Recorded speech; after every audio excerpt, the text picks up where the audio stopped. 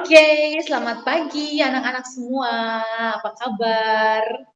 Ya, Ibu berharap anak-anak dalam keadaan sehat-sehat ya, dalam keadaan baik-baik saja setelah kita libur mid semester dan kita sudah masuk kembali. Ini Ibu harap anak-anak dalam keadaan siap, dalam keadaan sehat dan dalam keadaan baik-baik saja, gitu. Dan Ibu juga berharap kita menjalani satu liburan yang menyenangkan, yang memberkati dan juga tentu saja sehat karena kita di tengah pandemi seperti ini. Kita libur di tengah pandemi seperti ini. Dan setelah itu kita sudah masuk kembali gitu. Jadi mari kita mempersiapkan hati dan pikiran kita untuk datang ke hadapan hadirat Tuhan, memuji dan memuliakan Tuhan, meminta pertolongan Tuhan, ya, meminta pertolongan Tuhan dalam Chapel Siswa SMP Kamis 7 Oktober 2021 bersama Ibu Rachel.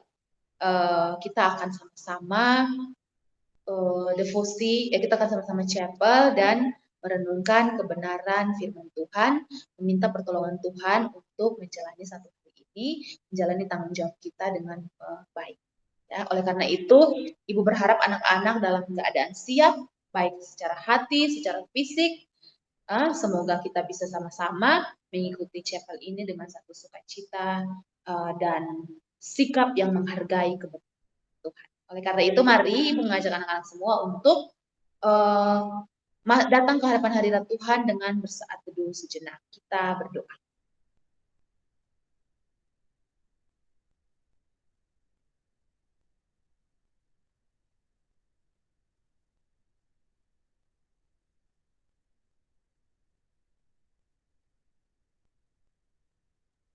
Amin. Oke anak-anak, semoga layar Ibu terlihat. Ya, jadi ini agenda kita pada pagi hari ini.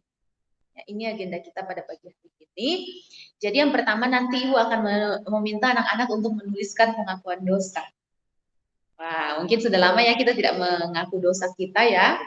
Kita harus tahu bahwa kita mau orang yang berdosa dan pasti sengaja dan tidak sengaja pasti kita melakukan dosa. Jadi Ibu meminta kalian untuk nanti menuliskan pengakuan dosa di buku catatan.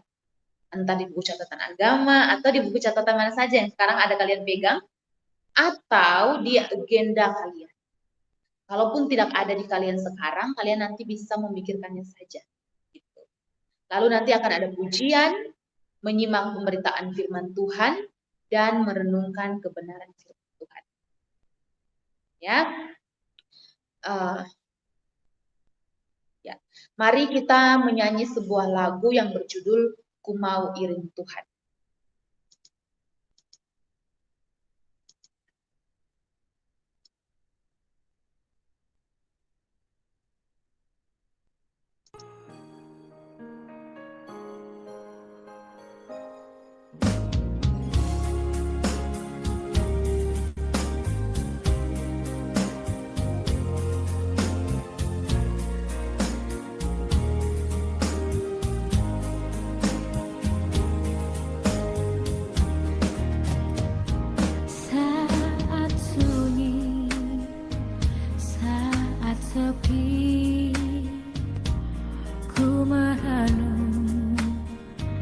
Nasib ini sesungguhnya hidup ini tak berarti tanpa salib Tuhan bersamaku.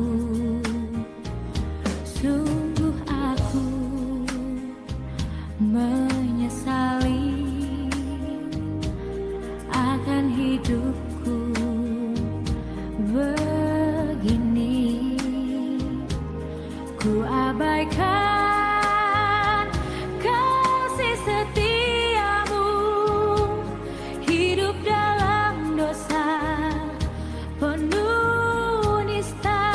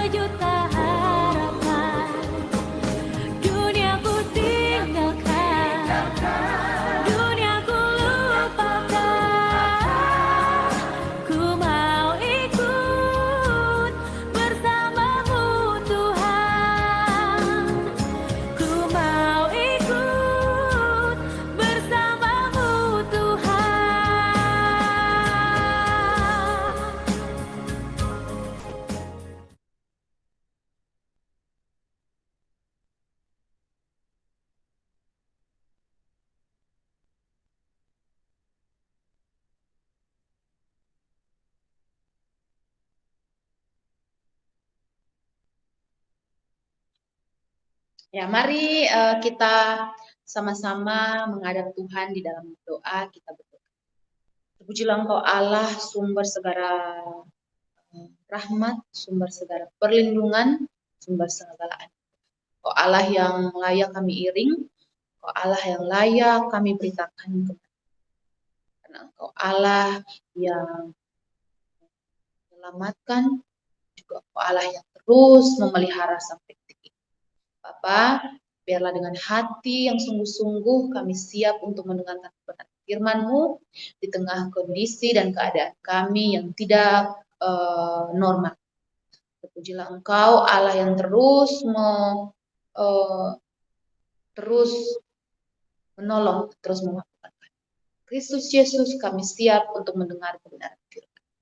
Amin. Ya, anak-anak, jadi kalau di layar kalian semoga terlihat ya. Silakan kalian menuliskan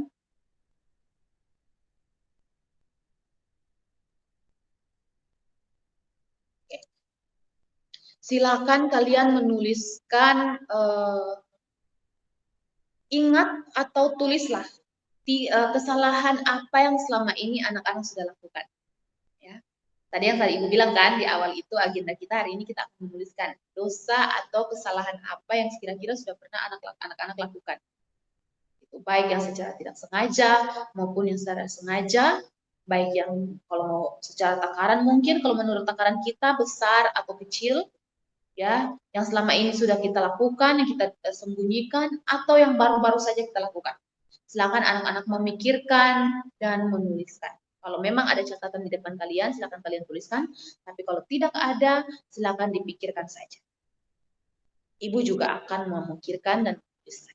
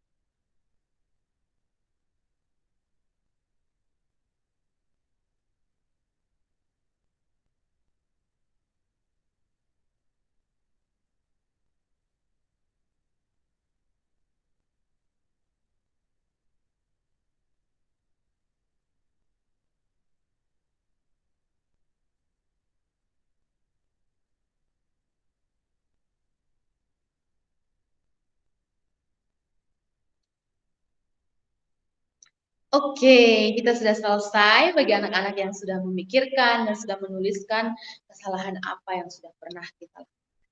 Oke, kenapa ya Ibu meminta kalian untuk menuliskan ini? Gitu ya. Kenapa Ibu meminta kalian untuk menuliskan dosa atau kesalahan yang pernah kita buat? Gitu. Saat Ibu menyiapkan devosi ini, Ibu memikirkan begini. Untuk masuk surga, setiap dari kita, setiap orang itu harus menjalani kehidupan yang sempurna tanpa dosa. Karena surga itu tempat orang-orang yang tidak berdosa, tidak melakukan dosa.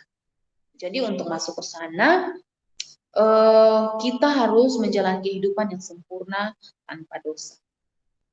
Tentu saja, gitu ya. Tapi setelah dipikir-pikir lagi, sepertinya mustahil untuk kita, ya. Karena setiap dari kita, setiap orang itu telah berdosa, telah jatuh di dalam dosa. Saya telah berdosa dan telah jatuh di dalam dosa. Jadi sulit bagi saya untuk menjalani kehidupan yang sempurna tanpa dosa. Karena dosa itu sudah ada dalam hidup saya. Saya sudah jatuh di dalam dosa. Seperti itu ya. Nah, jadi makanya Ibu meminta kalian untuk menuliskan. Biar kita sama-sama merefleksikan. Oh, saya ternyata pernah melakukan kesalahan ini. Saya pernah melakukan hal ini yang tidak baik. Yang menyakiti orang lain, menyakiti hati Tuhan. mengecewakan orang lain. Saya pernah melakukan itu. Dan ini saya tidak luput dari dosa juga sebagai manusia. Nah, lalu apakah kita akan terus bergumul dengan dosa, atau apakah kita harus terus berdiam diri saja karena kita telah berdosa sehingga kita tidak melakukan apa-apa? Ya, kita harus ingat bahwa Alkitab itu mengatakan sesuatu kepada kita, memberikan kita jaminan.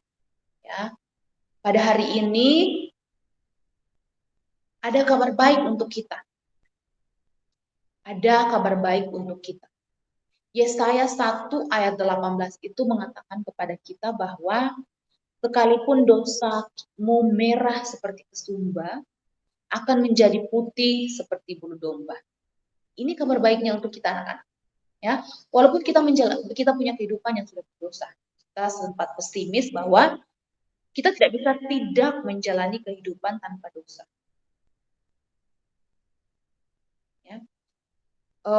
Jadi ini adalah Yesaya pasal 1 ayat 18 ini memberikan kita jaminan, memberikan kita sukacita, jaminan dan sukacita bahwa seberapa besar pun dosa saya, seberapa merah pun dosa saya seperti kesumba, akan menjadi putih seperti bulu domba, akan diputihkan dan dikuduskan oleh Allah menjadi seperti bulu domba.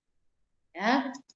Nah, jadi hari ini kita akan belajar tentang bagaimana Petrus itu menyembuhkan seorang yang lumpuh, ya, dan dengan kesaksian yang diberikan, ia memanggil semua orang untuk bertobat dan agar dosa-dosa mereka diampuni.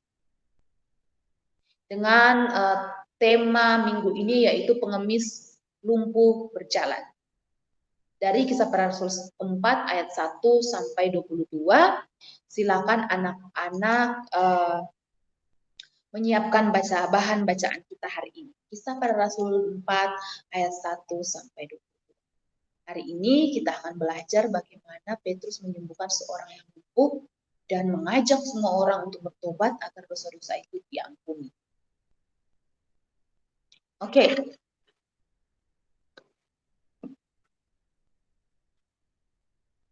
Nah, sebelum kita mempelajari pasal 4 ayat 1 sampai 22, kita juga harus melihat dari pasal 3 terlebih dahulu.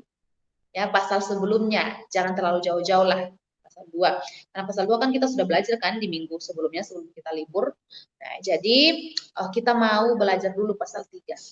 Sebelum kita masuk pasal 4, 1 ayat 20, ayat 1 sampai 22.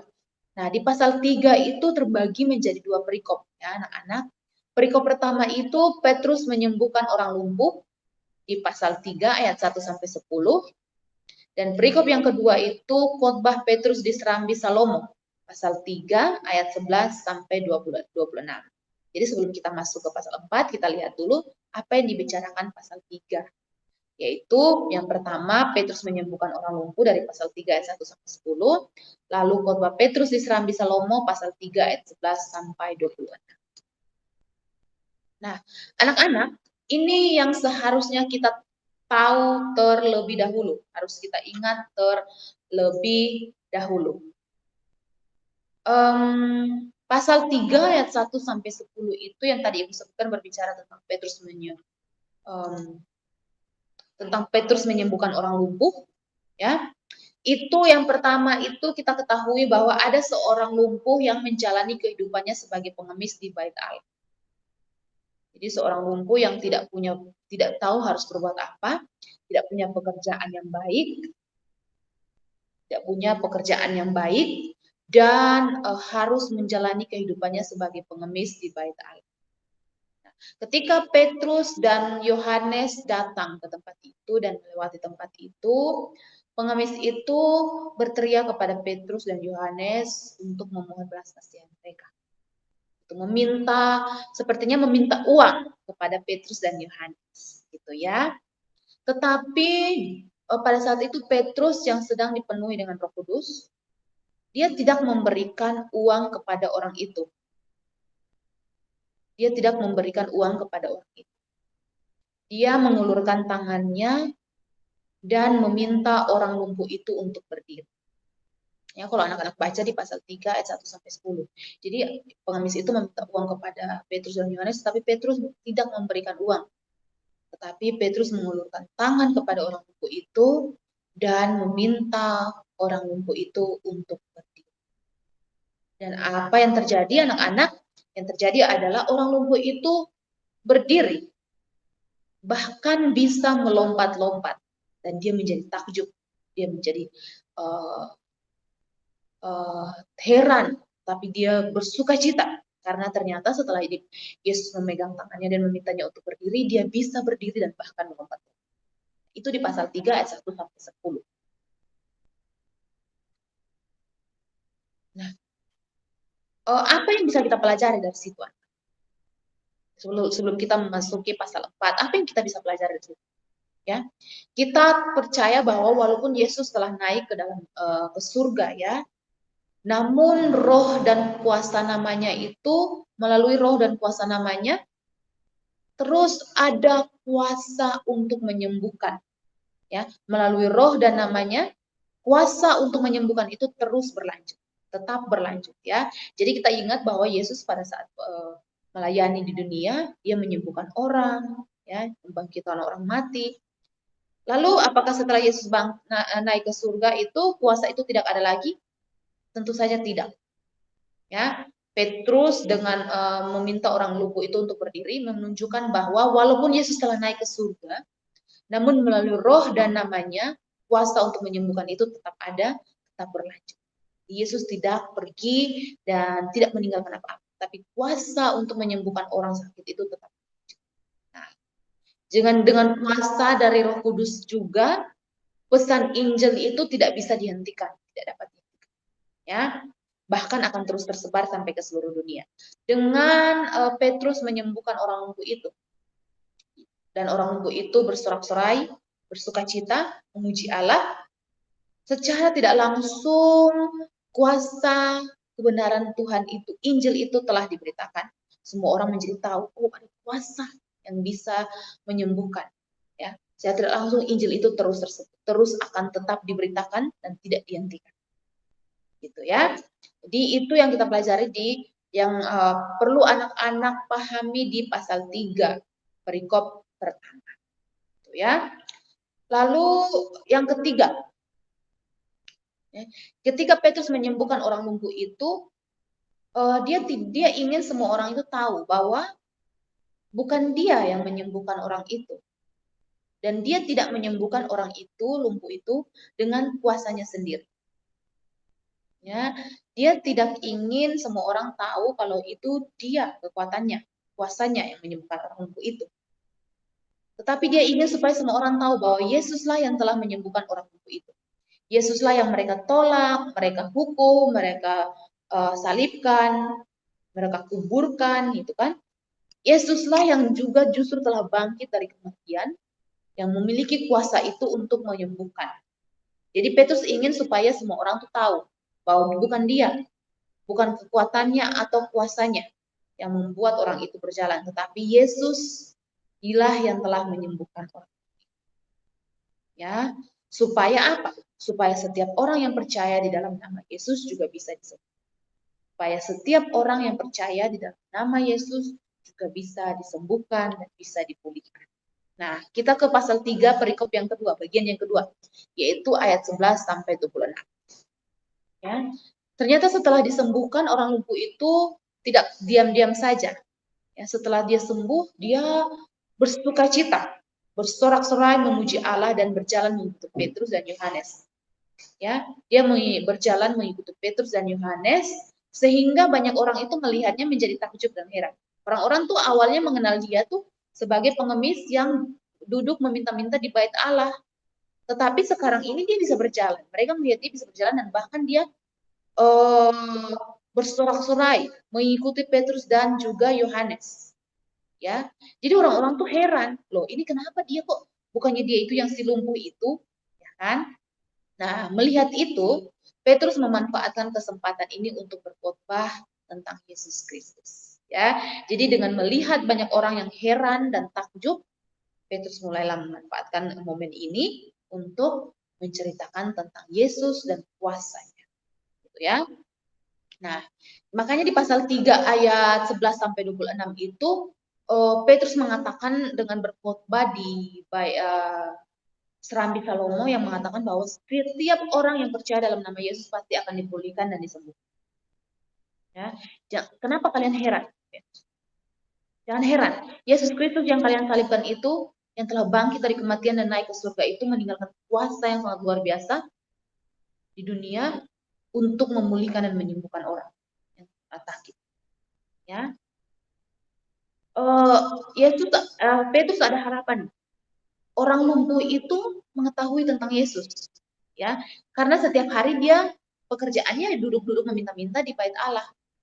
Ada kemungkinan dia mendengar tentang Yesus dan dia tahu dan dia percaya. Bagi orang lumpuh itu saja bisa percaya, bagaimana dengan orang yang banyak? Petrus memanfaatkan ini untuk menyatakan Yesus kepada mereka.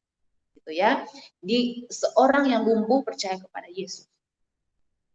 Menceritakan tentang Yesus dan kuasanya pada orang banyak melalui apa? Melalui kesaksian Petrus dan juga kesaksian orang lumpuh yang telah disembuhkan. Yaitu di pasal 3 ayat 11 sampai 26. Hari ini kita belajar dari Kisah Para Rasul 4 ayat 1 sampai 22. Kita belajar dari Kisah Para Rasul 4 ayat 1 sampai 22 itu berbicara tentang Petrus dan Yohanes di hadapan mahkamah agama. Petrus dan kenapa mereka tiba-tiba ada di hadapan mahkamah agama, anak-anak, ya. Mari kita lihat sama-sama. Nah, Petrus telah menyembuhkan orang lumpuh itu dan orang lumpuh itu bisa berjalan. Ya, dan akhirnya semua orang juga menjadi tahu tentang kuasa itu, menjadi tahu tentang Yesus Kristus, kuasanya yang telah menyembuhkan orang itu. Ya. Jadi para pemimpin agama ini juga mengetahui bahwa Petrus dan Yohanes ini sedang berkhotbah tentang Yesus kepada banyak orang. Ya, mereka mengetahui nih, sehingga apa? Mereka menjadi takut. Jangan sampai orang-orang ini percaya kepada Yesus Kristus, ya, yang sempat mereka tangkap dan mereka bunuh itu. Jangan sampai orang-orang ini percaya. Makanya para pemimpin agama ini menangkap Petrus dan Yohanes. Menangkap Petrus dan Yohanes. Jadi kalau anak-anak baca di pasal 4 ayat 1 sampai 22 itu Petrus dan Yohanes itu ditangkap karena menceritakan tentang berkhotbah tentang Yesus Kristus. Ya, tapi apa? Hal tersebut tidak membuat Petrus dan Yohanes itu gentar dan menyerah. Tidak. Mereka tidak takut dan menyerah. Mereka tidak menyerah. Ya, ingat bahwa Petrus itu adalah seorang murid yang pernah menyangkal Yesus 3 kali loh. Ya, waktu Yesus mau ditangkap dan waktu ayam berkokok 3 kali, Petrus menyangkal Yesus. Tapi sekarang Petrus mau menceritakan tentang Yesus. Petrus mau defending ya Yesus Kristus. Dia mau dengan segenap hatinya tidak menyerah untuk terus memberitakan Yesus Kristus walaupun dia ditangkap oleh para pemimpin agama pada saat itu. Luar biasa ya bagaimana Yesus Kristus itu memakai Petrus, menyentuh hati Petrus ya dengan kasih tentu saja yang sudah pernah kita belajar minggu lalu, ya, dan membuat Petrus itu mau untuk menyatakan Kristus kepada banyak orang walaupun harus ditangkap, gitu ya. Jadi itu tidak membuat Petrus dan Yohanes takut dan menyerah. Jadi anak-anak melalui pasal 4 ini apa yang bisa kita pelajari? Apa yang bisa kita pelajari ya? Yang pertama itu kita tidak peduli ya siapa kita dan apa posisi kita. Siapa kita dan apa posisi kita, kita harus terus menaruh kepercayaan dan harapan kita kepada Yesus Kristus. Sama seperti orang lumpuh itu, menaruh harapan dan kepercayaannya kepada Yesus Kristus. Karena dia mengetahui Yesus Kristus, kuasa dan kebangkitannya. Dia mendengar Yesus Kristus mengajar. Dia mendengar, karena dia tiap hari duduk-duduk di bait Allah, minta-minta di bait Allah. Dan dia mau menaruh kepercayaan itu kepada Yesus Kristus. Dan ketika Petrus mengulurkan tangannya, dia memberikan tangannya dan dia bangkit berdiri dan akhirnya dia bisa berjalan. Karena dia apa? Karena dia menaruh kepercayaan dan harapan dia kepada Yesus Kristus.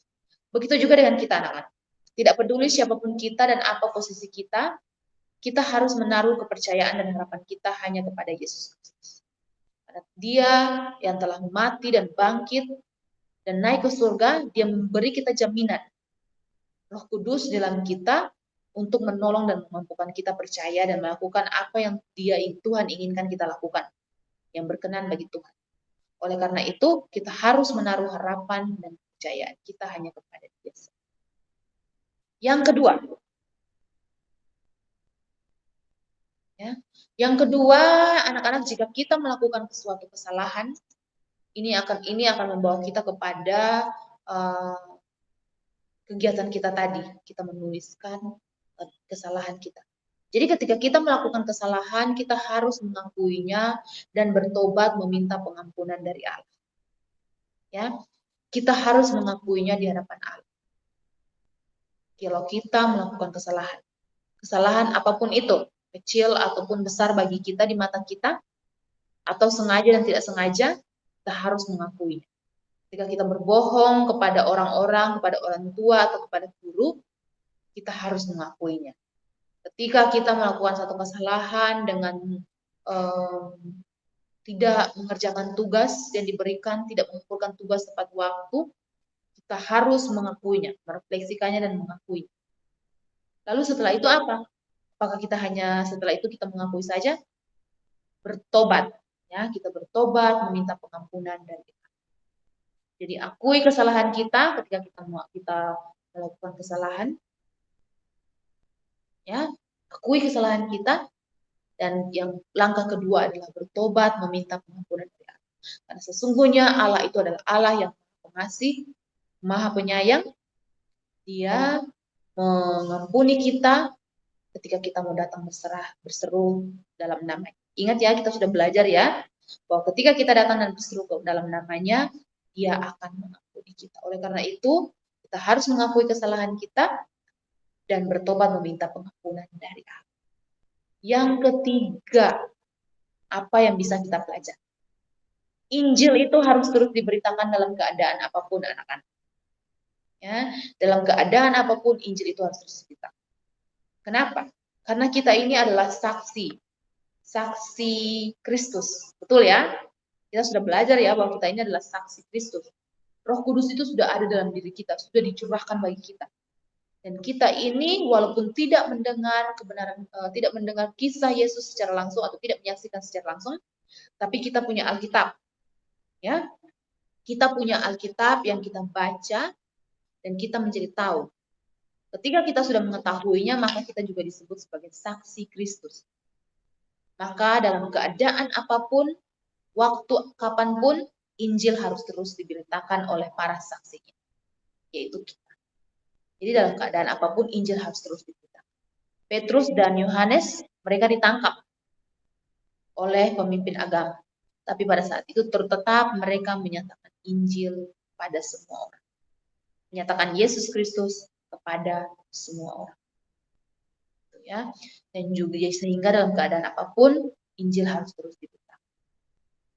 Pada siapapun. Kita tidak terlalu perlu yang jauh-jauh. Yang dekat-dekat saja, orang-orang di sekitar kita, orang tua kita, sanak saudara kita.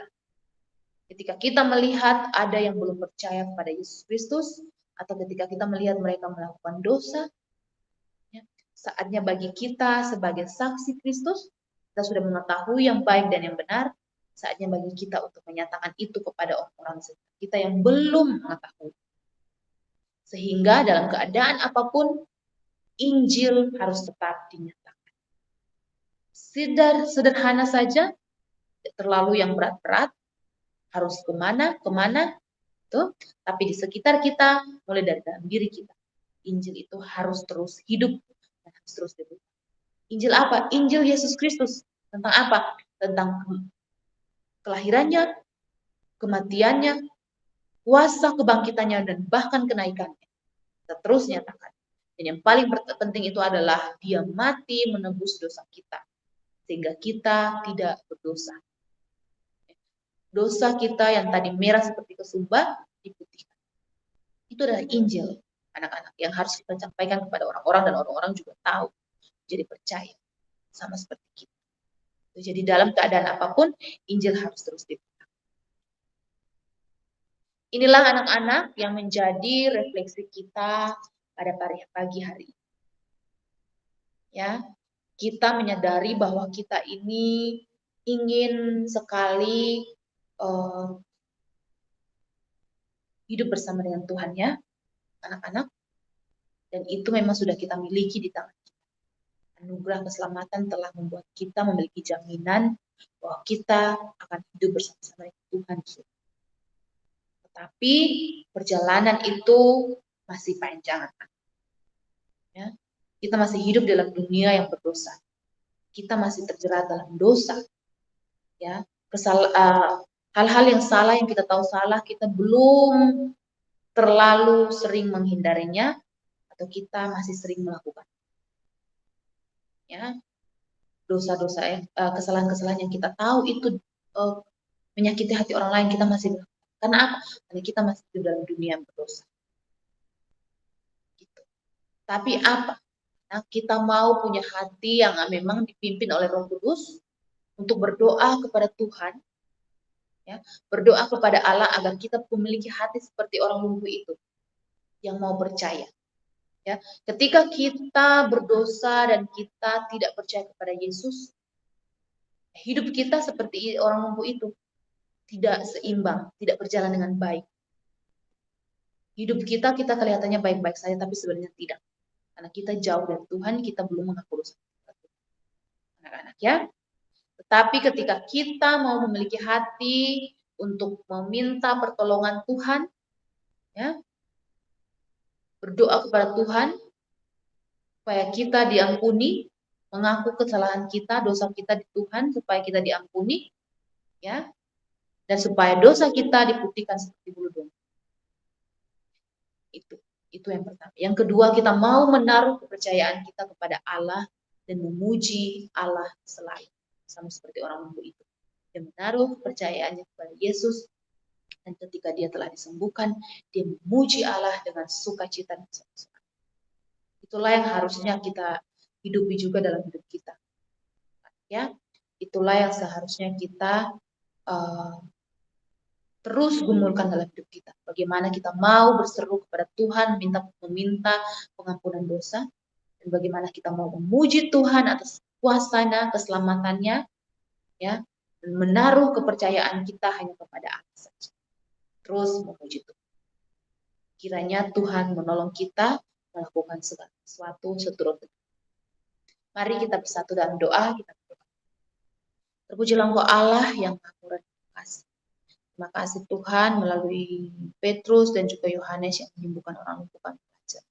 Oh, Allah adalah Allah yang setia dan terus mengampuni kami ketika kami datang berseru kepada Allah, yang terus menolong kami ketika kami menaruh pengharapan dan kepercayaan kami kepada oh, Allah yang setia, oh, Allah yang menolong. Biarlah Tuhan Allah itulah yang terus memantau kami, terus menolong kami sepanjang ini, dan biarlah itu menjadi satu sukacita di dalam hati kami bahwa kami tidak sendiri, kami betul-betul berjalan bersama.